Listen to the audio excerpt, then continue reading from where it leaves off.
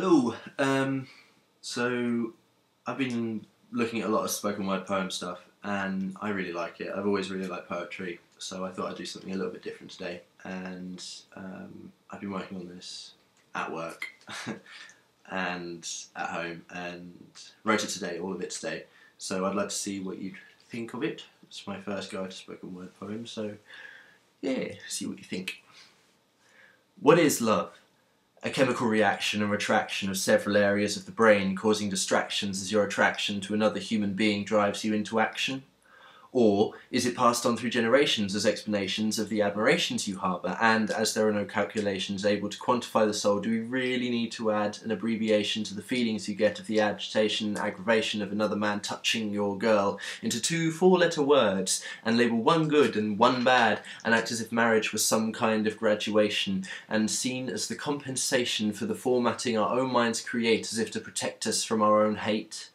But love isn't as simple as that. Love is the feeling you get in your stomach when you see the girl you were meant to be meeting kiss a stranger and then walk the other way.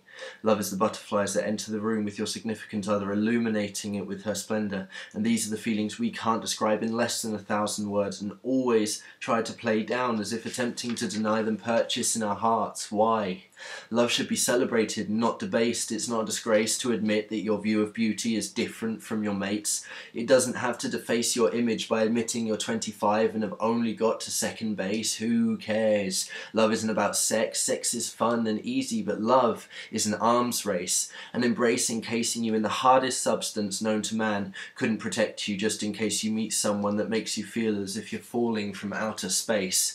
What is love? With all of its hardships and trials, frowns and smiles, and miles and miles and miles you have to cover physically and spiritually to make it work, because love comes free to no man. Every day is a new beginning, and we need to learn to greet it singing, steeled for the day ahead, yet open to new things, as if every day could be the one that joins us to the dead. And in your head you've got to admit your own shortcomings, and like a thread follow them until you know words that have never been said, and then retread and vocalize thoughts into crystallized words. Make it simple and easy, the proverbial writing on the wall.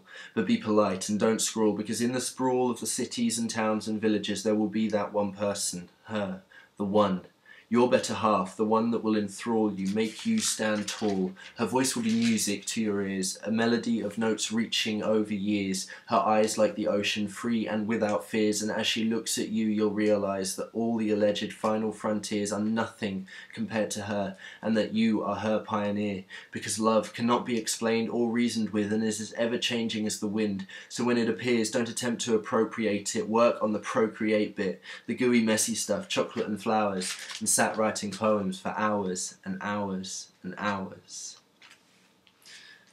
Ta-da! So, say if you like it or not, that would be awesome. Bye bye.